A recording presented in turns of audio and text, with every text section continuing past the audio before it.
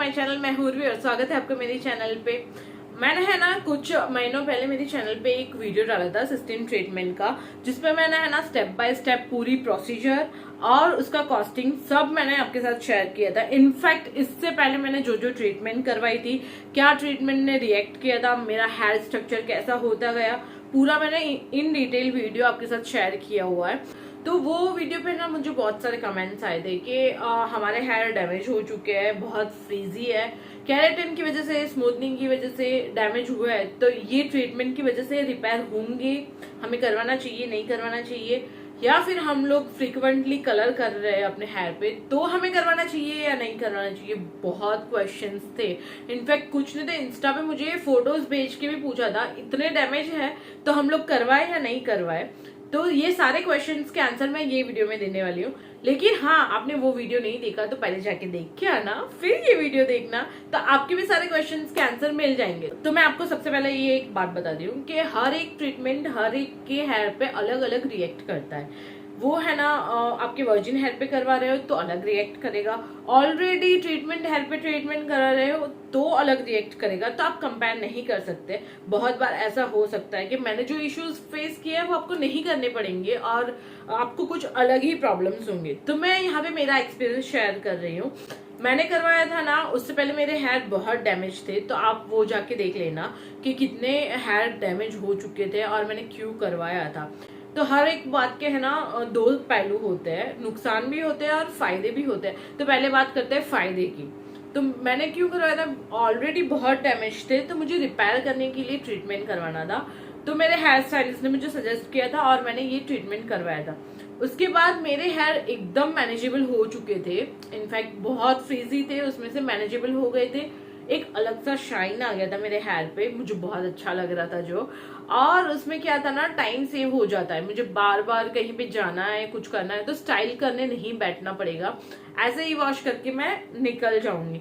और ये ट्रीटमेंट में ना सबसे बड़ा फायदा था, इसमें हेयर केयर और कुछ नहीं करना था। इसका ही शैम्पू, कंडीशनर, मास्क आप यूज कर लो, इनफ था। और कोई प्रॉपर आपको फॉलो नहीं करना था हेयर केयर रूटीन। तो मुझे ये भी अच्छा लगा था, इसलिए मैंने ये ट्रीटमेंट करवाया था। अब ये ट्रीटमेंट के बाद मेरे हेयर ने क्या रिएक्ट किया है वो मैं आपको बताती हूँ। गाइज, आज मुझे ना पार्सल रिसीव हुआ है जूम बैग से। इसके बैग की प्रिंट्स है ना बहुत अमेजिंग होती है। पहले भी मैंने एक स्लिंग बैग आपके साथ शेयर किया हुआ है। इस बार की प्रिंट्स है ना, ओ माय गॉड, ये देखो मैं आपको दिखाती हूँ प्रिंट।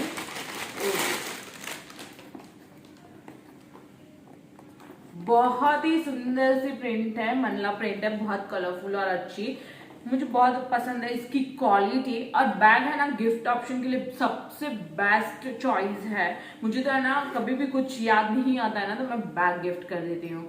सबको बैग पसंद ही होते हैं और बैग में कितनी वैरायटी आती है, ऑफिस, लेंग, कैजुअल, तो वहां पर आपको डिफरेंट टाइप की बहुत वैरायटी देखने मिलेंगी। और इसके बैग है ना बहुत स्पेशियस होते हैं, आप देखो कितनी सारी चीजें आ जाती है ना। और मुझे है ना मेरे बैग स्पेशियस ही पसंद है, तो जो स्पेशियस बैग होते हैं ना वो मेरे फेवरेट होते हैं। और इसके अंदर है ना जिप छोटा सा आता है, वो भी मुझे बहुत अच्छा लगता है, अंदर वाला जिप। और बाहर वाला तो ओ माय गॉड बहुत काम का है। और सिर्फ देखने के लिए नहीं है, मेरा पूरा हाथ अंदर चला गया, उतना बड़ा है बाहर का पॉकेट भी। तो मुझे बहुत अच्छे लगते हैं इनके बैग, स्पेशियस होते हैं इसलिए। और है ना इनकी वैरायटी तो ओ माय गॉड बहुत अच्छी प्रिंट्स में अवेलेबल है। और मेरा कूपन कोड यूज करोगे ना तो आपको 12% डिस्काउंट में मिल जाएगा उनकी वेबसाइट पे जाके। और ये है ना इंडियन ब्रांड है और 100% वीगन ब्रांड है, जो मुझे बहुत पसंद है कि एक तो इंडियन ब्रांड और वीगन ब्रांड, अमेजिंग। तो आप है ना चेकआउट कर लेना उनकी वेबसाइट पे बैग का कलेक्शन। इसका लुक मैं आपको दिखाती हूँ कैसा आता है लेने के बाद।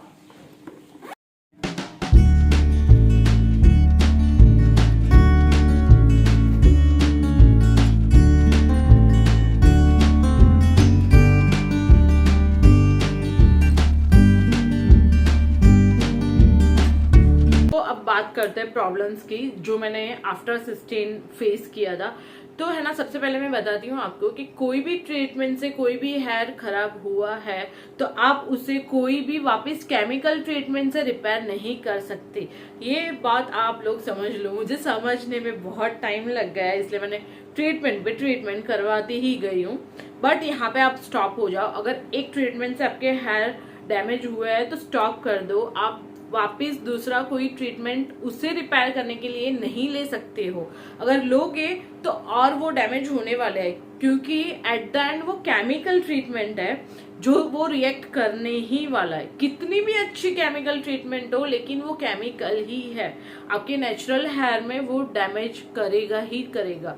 तो मेरी सबसे बड़ी मिस्टेक यही थी कि मैंने मेरे डैमेज हेयर को रिपेयर करने के लिए वापस से एक केमिकल ट्रीटमेंट ले ली, जो मेरी सबसे बड़ी गलती थी। क्योंकि कोई भी केमिकल से हुआ डैमेज केमिकल रिपेयर नहीं कर सकता, उसको आपको नेचुरली ही ट्रीट करना पड़ेगा।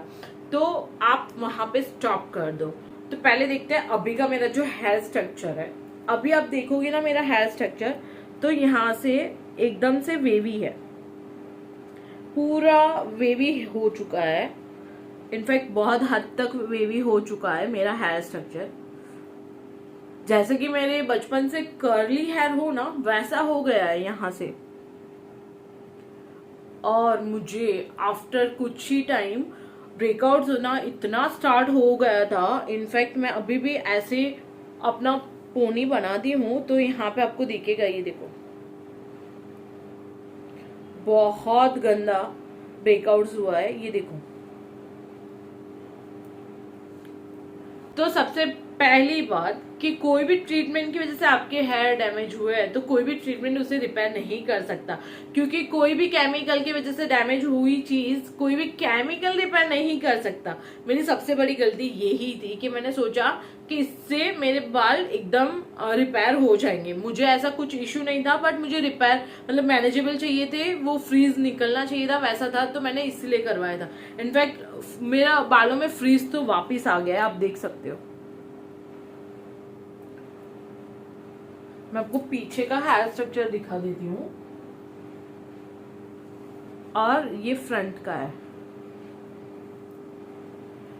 और नीचे से भी वापिस मेरे हेयर जो है वो कर्ल्स होना स्टार्ट हो गए।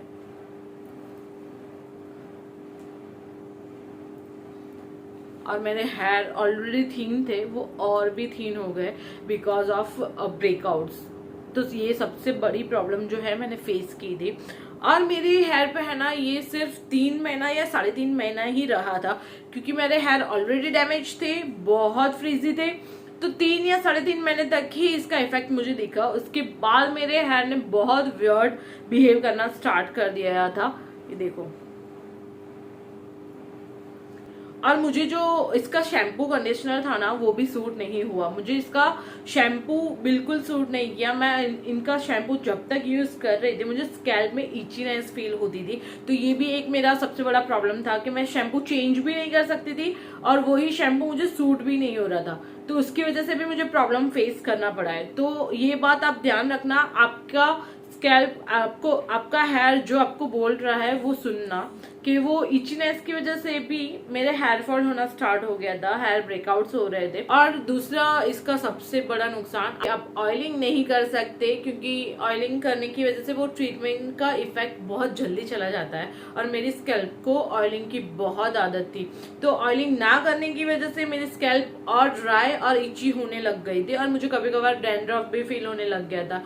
तो बहुत हॉरिबली मैंने ये फेस किया था। अगर आपका हेयर स्ट्रक्चर है ना बहुत वेवी है या फिर फ्रीजी है मेरी तरफ, तो वो आपको ट्रीटमेंट बार बार करवाना पड़ेगा।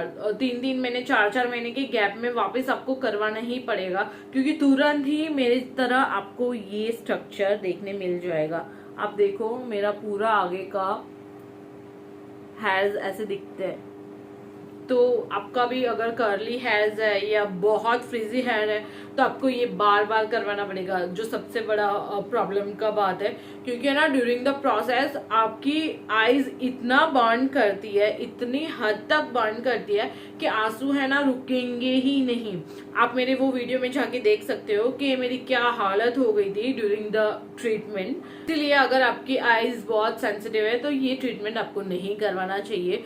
क्योंकि अगर आईज को इतना बर्न कर रही है वो ट्रीटमेंट, तो बालों का तो क्या ही हाल हो रहा होगा। और एक क्वेश्चन ऐसा था कि बार बार हम लोग को हेयर कलर करवाना पड़ रहा है, तो हम लोग ये ट्रीटमेंट ले तो नहीं लेना चाहिए आपको ये ट्रीटमेंट, क्योंकि अगर आप हेयर में वो ट्रीटमेंट ले रहे हो और फिर ऊपर के हेयर्स बार बार कलर करना पड़ रहा है, तो वो और डैमेज हो जाएंगे, क्योंकि केमिकल केमिकल केमिकल हो जाएगा। तो आपको ये ट्रीटमेंट नहीं लेना चाहिए।